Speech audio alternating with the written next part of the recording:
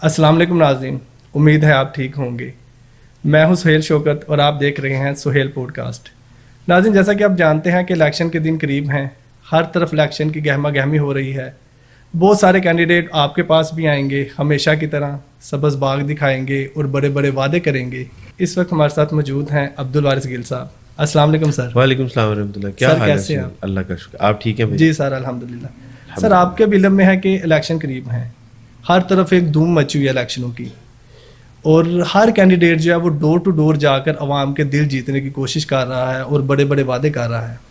और सर, एक तरफ सियासत इतनी गंदी हो चुकी है, इतना करप्ट निज़ाम हो चुका है कि वही हुक्मरान जिनके ऊपर केसेस होते हैं करप्शन के और दीगर बहुत सारे केसेस, फिर अदालतों में जाते हैं, इनको सज़ाएं भी होती हैं, बहुत कुछ होता है। और सर, फिर यही लोग आला कुव्वतों से डील करते हैं और दोबारा हमारे ऊपर मुसल्लत कर दिए जाते हैं।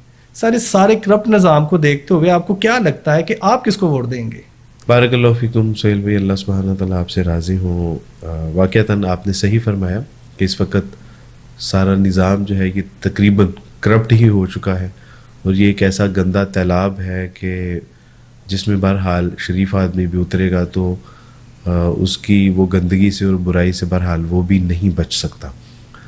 अब इसमें आपने एक बड़ा अहम सवाल पूछा है कि सारी सिचुएशन को पेश नज़र रखते हुए, यानी यही वो लोग हैं कि जिनके ऊपर जो है वो मुल्क को लूटने का इल्ज़ाम भी लगता है, करप्शन का इल्ज़ाम लगता है, जालसाजी के मुकदमात चलते हैं, फिर यही जो है वो अदालतों से बाइज़्ज़त रिहा कर दिए जाते हैं और दोबारा से हमारे ऊपर हुक्मरान मुसल्लत कर दिए जाते हैं बना के। तो इस सूरत में हम किन को वोट दें? तो सच्ची बात है कि ये बात को समझ लेना चाहिए कि वोट दरअसल है क्या। वोट एक ऐसी गवाही है कि जो आप जिसके हक में भी दे रहे हैं, हशर वाले दिन आपको इसका हिसाब देना पड़ेगा।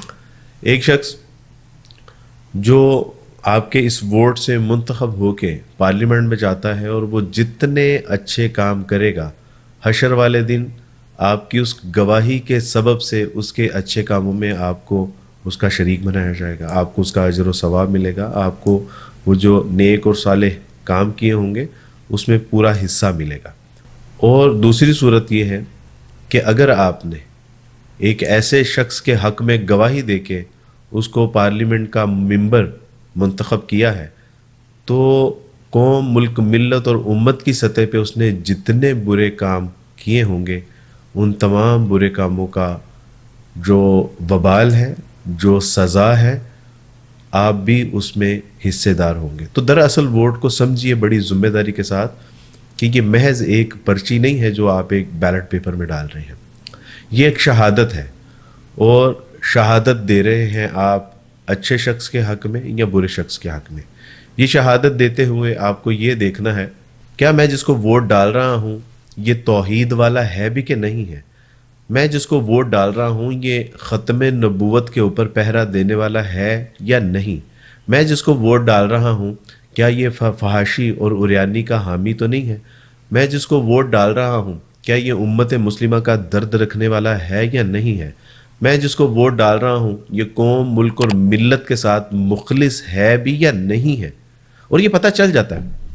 आज आप देखिए कि पूरे पाकिस्तान में कैंपेन चल रही है ना, तो आपके लिए ये असेस करना कोई मुश्किल नहीं है कि कौन है जो इस वक्त पिसती हुई उम्मत की एक ऐसी तादाद कि जो फ़लस्तीन और गज़ा में महसूर है, जो भूख और प्यास से बिलबिला रहे हैं, जिनके ऊपर सुबह और शाम बम्बारमेंट की जा रही है, क्या यही लोग जो बड़ी बड़ी तकरीरें कर रहे हैं, जो बड़ी बड़ी जो है वो तहरीरें उनकी अखबारात में आ रही हैं, आप ये देखिए कि उनके लिए आवाज़ बुलंद कर रहे हैं कि नहीं कर रहे? क्या आज जो है वो social media, electronic media, main stream और प्रिंट मीडिया, ये बड़े बड़े सर्च इंजन जो हैं, क्या आज हमारे लिए इस बात को जानना मुश्किल है कि कौन लोग थे कि जिन्होंने ट्रांसजेंडर एक्ट को जो है वो पास किया, वो कौन लोग थे जिन्होंने LBGT को पास किया, वो कौन लोग थे जिन्होंने फहाशी और उरियानी के हवाले से जो है वो इस मुल्क को एक ऐसे नहज पे पहुंचा दिया कि फहाशी, उरियानी और तबाही और बर्बादी हमारे जो है वो घर के दहलीज के ऊपर खड़ी है। क्या आज ये जो है वो हमारे लिए जानना या इस बात को रियलाइज़ करना हमारे लिए कोई मुश्किल काम है? तो बिल्कुल भाई ये एक शहादत है, और इस शहादत को बड़े गौर व फिक्र से और बड़ी सूझबूझ के साथ जो है वो ये देना है, ताकि हशर वाले दिन हम इससे मुस्तफ़ीद हो सकें और जन्नत में जाने का ज़रिया बन सके। सर आपकी गुफ्तगू यकीनन ये बड़ी अहम बात है, हमें ये सब चीज़ों को मद्देनज़र रखते हुए अपना वोट कास्ट करना चाहिए। बहुत अच्छी गुफ्तगू की आपने। तो सर सवाल मेरा वही है कि आप किसको वोट देंगे? सुहेल, मैं ऐसे लोगों को वोट डालूंगा कि जो सैलाब और ज़लज़ले के दौरान आपको गरीब और बिलखती हुई आवाम की मदद करते हुए नज़र आते हैं, वो कि जो मज़दूरों की तरह कीचड़ में उतर के पहाड़ों में सहराओं में जाके लोगों को खाना खिलाते नज़र आते हैं। मैं उन लोगों को वोट दूंगा कि जो रमज़ान में गुरबाह में राशन तकसीम करते हुए नज़र आते हैं, जो गर्मियों में और ठरठराती सर्दियों में लोगों के लिए राहत और आराम का सामान करते हैं। मैं उनको इंशाल्लाह वोट डालूंगा। मेरा वोट उन लोगों के लिए होगा कि जब कोई ख़त्म नबूवत के ऊपर कोई हरफ आता है तो वो उसके लिए घर बार छोड़ के सड़कों पे निकल आते हैं। तो इंशाल्लाह मेरा वोट उन लोगों के साथ है कि जो दीनदार लोग हैं, जो अल्लाह और उसके रसूल का नाम लेने वाले हैं, जो जिहाद का नाम लेने वाले हैं, जो दावत व तबलीग का नाम लेने वाले हैं, जो ख़त्म नबूवत का नाम लेने वाले हैं। तो इंशाल्लाह मेरा वोट उनके साथ है। जी इंशाल्लाह। अच्छा सर, एक तरफ आप कह रहे हैं कि सियासत एक गंदा तालाब बन चुका है, तो क्या सर दीनदार तबके को फिर सियासत में आना चाहिए? दूसरी बात ये कि नबी पाक सल्लल्लाहु अलैहि वसल्लम की तालीमात से पता चलता है कि ऐसे शख्स को वोट ना दिया, मनसब ना दिया जाए जो कि मनसब का तलबगार हो। जी सुहेल, आपने बिल्कुल बहुत माकूल बात की है कि ये इस वक्त ऐसा तालाब है कि जो इसमें उतरेगा बहरहाल वो अपने आप को बचा नहीं सकता।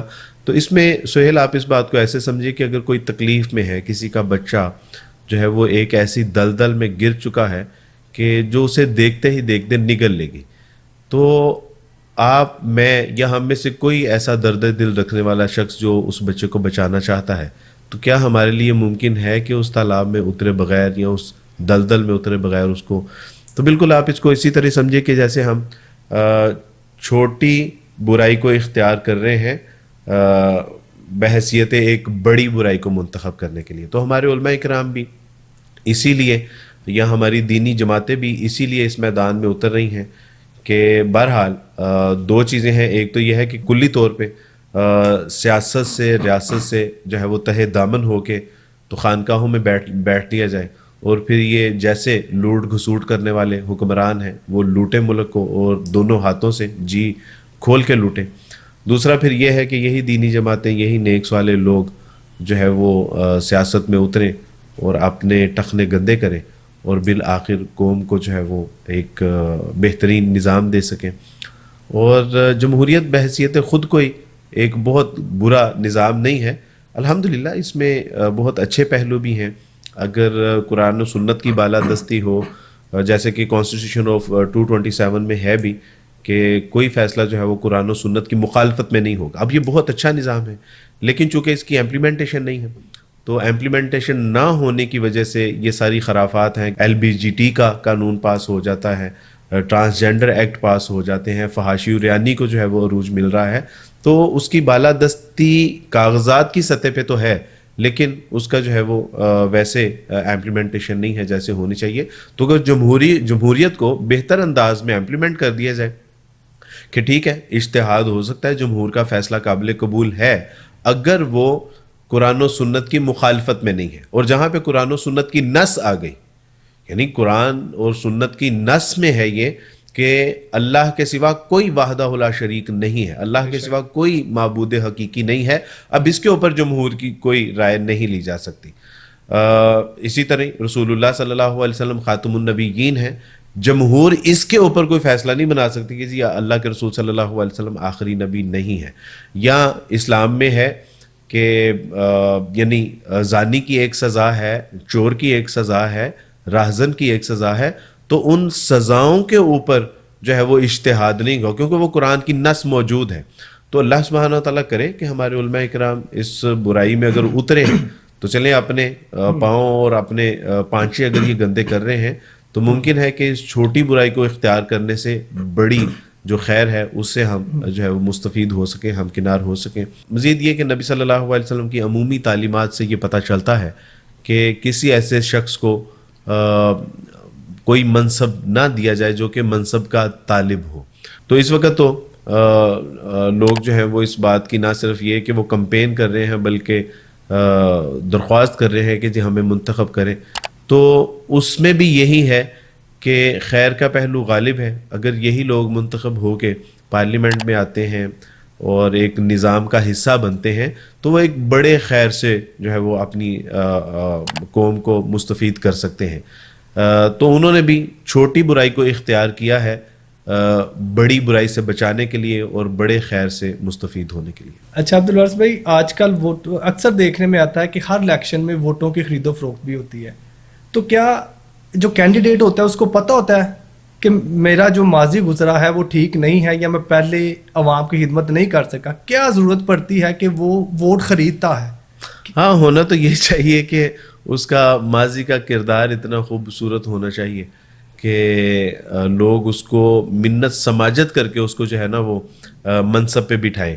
تو چونکہ اس کو پتہ ہوتا ہے کہ میرا ماضی کیسا رہا ہے اور میں اس کا اہل نہیں تھا, اس لیے وہ آج کل جو ریٹ چل رہا ہے آپ حیران ہوں گے, وہ 5,000 سے لے کے 10,000 تک ووٹ کا ریٹ چل رہا ہے. جی بالکل. اسی طرح ایک صاحب کے پاس جب ایک کینڈیڈیٹ آیا تو اس نے کہا کہ جی آپ نے نا ووٹ مجھے ہی ڈالنا ہے جی, تو ہم آپ کی خدمت بھی کریں گے. تو انہوں نے کہا کیا خدمت کریں گے؟ تو انہوں نے ایک انویلپ نکالا اور اس میں 10,000 ان کی خدمت میں پیش کیے. جی, تو انہوں نے کہا کہ آپ یہ مجھے 10,000 نہ دیجیے بلکہ اس کے عوض آپ مجھے ایک گدھا لا دیجیے. تو وہ بازار گیا اور بازار سے گھوم پھر کے آنے کے بعد اس کو ریئلائز ہوا کہ 10,000 کا گدھا تو نہیں ملتا, لہٰذا اس نے وہی پیکٹ آ کے دوبارہ دے دیا کہ 10,000 کا گدھا تو نہیں ملا, لہٰذا یہ آپ 10,000 ہی رکھ لیجیے. تو انہوں نے کہا کہ جس 10,000 کا گدھا آپ کو نہیں ملا بازار سے, آپ نے مجھے اس گدھے سے بھی کم تر اور گھٹیا سمجھ رکھا ہے کہ آپ مجھے 10,000 میں خریدنا چاہ رہے ہیں. اور یہ 10,000 کا ووٹ 5 سال کے لیے ہوتا ہے کہ آپ کسی کو 5 سال کے لیے منتخب کر رہے ہیں. جی بالکل. اور 5 سال میں کم و بیش 2,000 کے لگ بھگ دن ہوتے ہیں. اور اگر آپ اس کو ڈیوائیڈڈ بائی 1800-1900 کرتے ہیں یعنی دنوں کے اوپر, تو اس کی قیمت صرف 2.5-3 روپے بنتی ہے. ہمارے عمران خان صاحب جو اینکر ہیں انہوں نے اس پہ بڑی تفصیل سے بات کی بھی. تو انہوں نے کہا کہ صرف اپنی قیمت آپ نے ڈیلی بیسس کے اوپر 2.5-3 روپے لگا لی ہے. تو یہ سچی بات ہے کہ یہ نہ ہمیں لسانیت کی بنیاد پہ ووٹ دینا چاہیے, نہ اس کو بیچنا چاہیے, اور نہ ہی ہمیں قومی یا جو ایک علاقائی یا لسانی یا برادری بنیاد کے اوپر اس ووٹ کو کاسٹ کرنا چاہیے. جیسے کہ میں نے پہلے بھی عرض کیا کہ یہ ایک گواہی ہے, اور گواہی پیسے دے کے نہیں لی جاتی بلکہ یہ ایک گناہ کبیرہ کا ایک ارتکاب ہے کہ جو ہم کرنے جا رہے ہیں.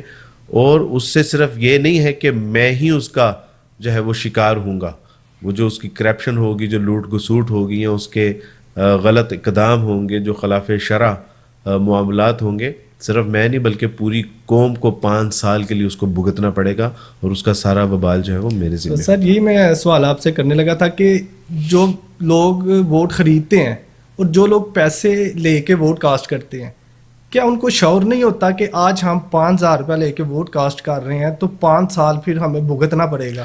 سچی بات تو یہی ہے کہ ہمیں شعور نہیں ہوتا, اور اگر ہمیں شعور ہوتا بھی ہے تو ہم جذباتیات میں آ کے قوم یا لسانیت کی یا برادری کی سطح پہ آ کے جو ہے وہ ہم ایموشنل بلیک میل ہو جاتے ہیں. وگرنہ سچی بات یہی ہے کہ کارل مارکس نے کہا تھا کہ 5 سال کے لیے مظلوموں کو یہ فیصلہ کرنے کا اختیار دیا جاتا ہے کہ ظالم اور جابر حکمرانوں میں سے جو طبقہ آپ اپنے لیے منتخب کرنا چاہتے ہیں وہ کر لیجیے. تو یہ ہے ہمارا معاملہ. تو بالکل شعوری طور پہ تو کوئی شخص جو ہے وہ اپنے لیے مصیبت, عذاب اور گندگی نہیں خریدتا, اور اگر اس کو شعور ہوگا تو وہ اس کا ضرور بھرپور استعمال کرے گا.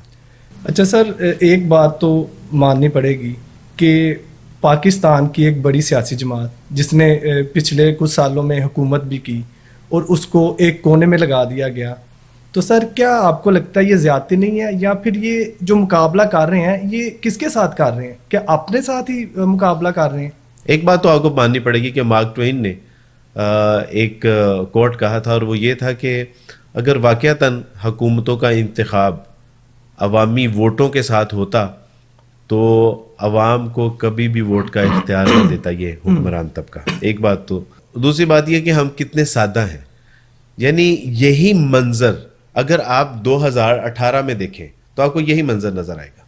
یعنی کیا اسی سچویشن میں، بالکل اسی سچویشن میں، کیا نواز شریف اس وقت یہ ساری صحبتیں برداشت نہیں کر رہا تھا؟ کیا اس کو اصلاحوں کے پیچھے بند نہیں کیا؟ بالکل ایسا ہی ہوا. ان کی بیٹی محترمہ مریم صاحبہ کو کیا یہی ساری صحبتیں جھیلنی نہیں پڑی؟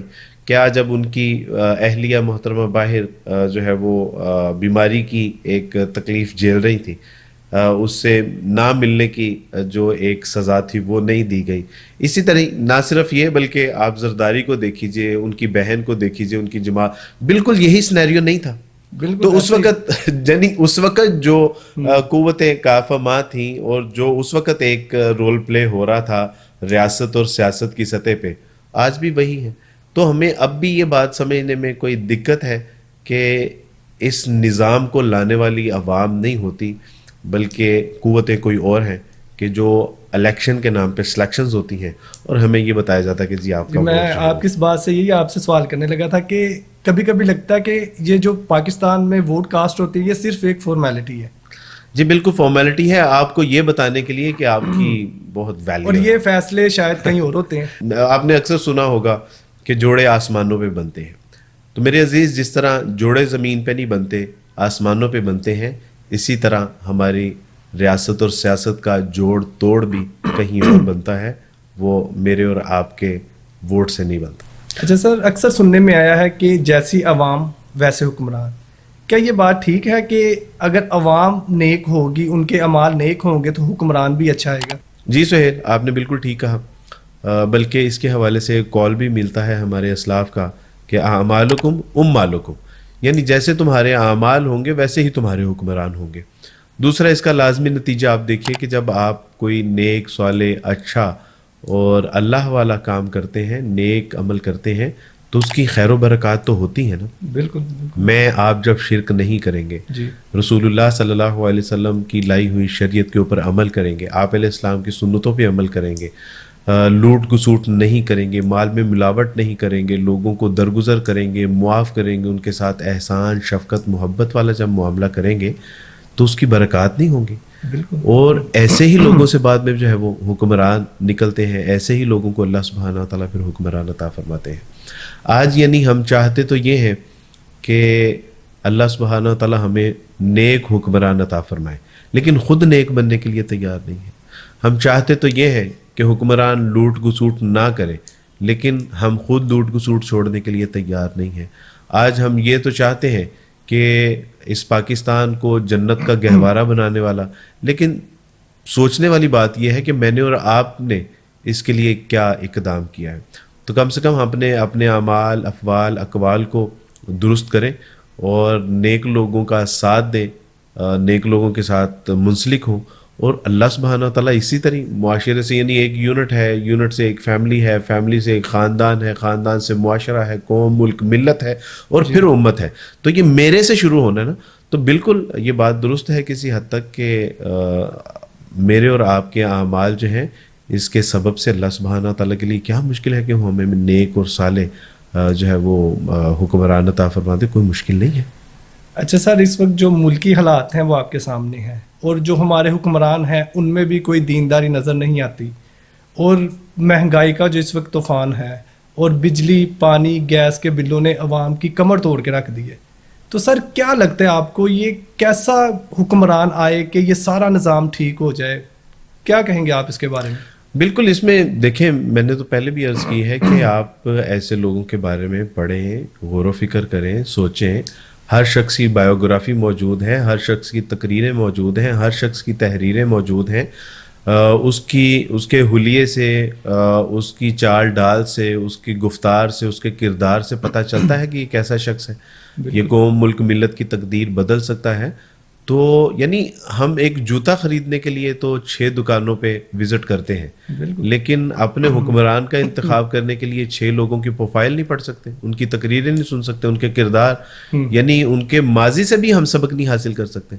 تو یہ مجھے اور آپ کو اس میں اپنا بھرپور کردار ادا کرنا ہوگا. جوتا خریدنے کے لیے جو شخص 6 دکانوں کو وزٹ کر سکتا ہے تو وہ اپنے 5 سال کے لیے جس نے آپ کی یعنی ظاہری اسباب میں تقدیر کا فیصلہ کرنا ہے، آپ کے اچھے برے کا فیصلہ کرنا ہے، تو اس کو منتخب کرنے کے لیے آپ کو بہرحال کوشش تو کرنی پڑے گی، اس کے لیے تو جدوجہد کرنی پڑے گی. اچھا سر، جب ایک اسٹوڈنٹ اپنے ایگزام کی فیس بھر سکتا ہے تو یہ جو حکمران ہیں یہ الیکشنوں کی فیس کیوں نہیں بھرتے؟ یہ سارا بوجھ قومی خزانے پہ کیوں ڈالا جاتا ہے؟ عوام کی جیبوں سے یہ پیسے کیوں نکالے جاتے ہیں جبکہ الیکشن یہ لڑتے ہیں، سیٹوں پر یہ بیٹھتے ہیں؟ تو یہ بھی ایک بوجھ عوام پہ ڈالا جاتا ہے. 5 جگہوں سے منتخب ہوتے ہیں، پھر چھوڑنے بھی پڑتے ہیں، ایک سیٹ رکھتے ہیں اور 4 چھوڑتے ہیں، پھر ان پہ الیکشن ہوتے ہیں تو پھر عوام پہ بوجھ، قومی خزانے پہ بوجھ. تو سر یہ کیا نظام ہے؟ یہ سمجھ سے باہر ہے، یہ ایک عجیب ہی نظام چل رہا ہے. کتنے سادہ ہیں امیر. سچی بات ہے کہ یہ ہماری سادگی ہے کہ آپ کو محض جو ہے وہ الیکشن فیس کا دھیان ہوا ہے، وگرنہ صورت دیگر معاملہ اس سے کہیں مختلف ہے. آپ کو لگا کہ صرف یہ اپنی الیکشن کی جو فیس ہے یہی نہیں بھر پاتے. میرے عزیز، یہ بہت مظلوم طبقہ ہے. ان کی گاڑیوں میں ماہانہ اور سالانہ، بلکہ جب تک یہ اقتدار میں رہیں گے اس میں جو پیٹرول ڈالا جاتا ہے وہ بھی آپ ہی کے پیسے سے ڈالا جاتا ہے. بالکل ایسے. یہ اتنا غریب، مسکین اور بے یار و مددگار طبقہ ہے کہ پوری دنیا میں یا خاص کر پاکستان میں جب فش کا ریٹ 1500 چل رہا ہوتا ہے تو ان کے پارلیمنٹ میں وہی 1 کلو فش محض 20 روپے کی آپ کو ملتی ہے. یعنی پوری دنیا کا اگر آپ تخمینہ لگائیں تو پوری دنیا میں جو سب سے سستی آپ کو مشروبات ہیں یا کھانے ہیں یا کولڈ ڈرنک ہیں یا آئس کریم ہے وہ آپ کو پارلیمنٹ ہاؤس میں ملتی ہے. اتنی سستی ملتی ہے کہ 4، 5، 6 اور 20 روپے سے میکسیمم اس کا جو ہے وہ ریٹ ہوتا ہے کسی بھی ایک خاص ڈش کا. آپ کو کیا لگتا ہے کہ صرف یہ پارلیمنٹ میں کھانے ہی جو ہے وہ سستے داموں کھا رہے ہیں اور وہ بھی آپ کے پیسوں سے؟ بلکہ ان کے بچوں کی فیسیں بھی آپ کے پیسوں سے دی جاتی ہیں، ان کے گھروں کی الیکٹریسٹی کے بل، گیس کے بل، اور جو بھی یہ 5 سال میں مستفید ہوتے ہیں جن جن نعمتوں سے، وہ تمام آپ ہی کی جیب سے ادا کی سر پھر یہی بات ہے کہ ان کو غریبوں کا احساس کیسے ہوگا جب یہ جیب سے پیسہ خرچ ہی نہیں کریں گے کہ کوئی چیز کتنے کی مل رہی ہے، ہماری جیب سے کتنا پیسہ جا رہا ہے. عمران خان کی حکومت میں ایک ایسے وزیر تھے، یعنی وہ منسٹر فائنانس کے منسٹر تھے، تو جس وقت پیاز کی قیمت 200 روپے تھی، ٹماٹر کی قیمت 250 زیادہ تجاوز کر چکی تھی، تو ان کا خیال تھا کہ 20 روپے کلو ٹماٹر ہیں اور 25 روپے کلو پیاز ہے. تو یعنی ظاہر ہے کبھی انہوں نے اپنی جیب سے جب خرچ ہی نہیں کریں گے تو ان کو اس بات کا کس طرح ادراک ہوگا اور کس طرح احساس ہوگا. تو آپ یہ، اور پھر یہی نہیں، آپ کے علم میں یہ بھی بات ہونی چاہیے کہ ہمارے ہاں ایسا بھی ایک بل پاس ہوا ہے کہ جو ممبران ہوتے ہیں جب یہ ریٹائر ہو جاتے ہیں تو تا حیات ان کی تنخواہیں بھی آپ ہی کے پیسوں سے ادا کی جاتی ہیں. تو وہ جو 10,000 تھا نا، وہ 10,000 آپ کی جو خون کی آخری بوند ہے نا اس کو نچوڑ کے پورا کیا. اور ایک وقت ایسا تھا کہ اجلاس تھا، اور اجلاس میں جب پارلیمنٹیرینز تاخیر سے پہنچے تو قائد اعظم نے جب پوچھا کہ آپ کے تاخیر سے آنے کی وجہ، تو انہوں نے کہا کہ ہم چائے پی رہے تھے. تو انہوں نے کہا کہ پارلیمنٹ چائے کے لیے نہیں ہوتا، کل سے جس نے چائے پینی ہو اپنے گھر سے پی کے آئے. یعنی اس سے نہ صرف قومی خزانے سے پیسے کا ضیاع نہیں ہوگا بلکہ وقت کا بھی ضیاع نہیں ہوگا. بلکہ یہ بھی میں نے ایک جگہ پہ پڑھا تھا کہ ان کی ہمشیرہ کے لیے جو فاطمہ جناح ہے، قومی خزانے سے کوئی کرسی لائی گئی 4 یا 5 روپے کی، تب تو انہوں نے وہ بھی واپس کروا دی. تو بالکل ہم کہتے تو ہیں کہ جو ہے وہ حکمرانوں کا انتخاب کیسے کریں، ایسے کریں کہ جن کا کردار، سیرت و کردار اور جن کے دل میں احساس ہے، جذبات، احساسات، کیفیات ہیں، ایسے لوگوں کا جو ہے وہ انتخاب کیجیے. سر ہمارے ناظرین میں سے ایک بھائی نے سوال کیا تھا کہ جتنے بھی کرپٹ حکمران ہیں اگر ان کو ایک بحری جہاز میں بٹھا دیا جائے اور وہ جہاز ڈوب جائے تو کون بچے گا؟ میرا خیال ہے کہ پاکستان بچے گا. سر پھر بھی پاکستان کے بچنے کی کیا صورت ہو سکتی ہے؟ پاکستان کے بچنے کی دو ہی صورتیں ہیں، یا تو لوٹنے والوں کو ترس آ جائے یا لوٹنے والوں کو اپنے اوپر ترس آ جائے. ماشاء اللہ زبردست. تو اس کے سوا ہمارے پاس دوسرا کوئی آپشن نہیں ہے. یا اللہ سبحانہ تعالیٰ کو معجزہ ہی کرے تو، لیکن اللہ سبحانہ تعالیٰ کی سنت ہے، خدا نے آج تک اس قوم کی حالت نہیں بدلی، نہ ہو جس قوم کو خود خیال آپ اپنی حالت بدلنے کا. تو جب تک ہم خود شعوری طور پہ ان ساری چیزوں کو نہیں دیکھیں گے، غور و فکر نہیں کریں گے، اچھے لوگوں کا انتخاب نہیں کریں گے، تو یہ ممکن نہیں ہے. اچھا سر، یہ کیا معاجرہ ہے کہ جب نون لیگ اقتدار میں ہوتی ہے تو پی ٹی آئی اور پیپلز پارٹی کو پابند سلاسل کر دیا جاتا ہے، جب پیپلز پارٹی اقتدار میں ہوتی ہے اور نون لیگ اور پی ٹی آئی کو پابند سلاسل کر دیا جاتا ہے، پھر یہی ان کے کیس جب عدالتوں میں جاتے ہیں پھر ڈیلے ہوتی ہیں، پھر یہ باہر آ جاتے ہیں اور پھر یہی لوگ ہمارے اوپر مسلط کر دیے جاتے ہیں، یہ آخر کب تک چلے گا؟ دیکھیں، اس کو انتقام کی سیاست کہتے ہیں، اور اس وقت جو ہمارا ایک بحیثیت مجموعی نظام ہے انصاف کا بھی اور دیگر بھی، اس کو آپ اس طرح سے سمجھیں کہ 4 جواریے تھے، اور 4 جواریے جب جوا کھیلتے ہوئے پکڑے گئے، عدالت میں ان کا مقدمہ پیش کیا گیا، انہوں نے اپنی صفائی میں ایک شخص نے کہا کہ سر یہ دیکھیں میری ڈیوو کی ٹکٹ ہے، میں تو اس دن سفر کر رہا تھا.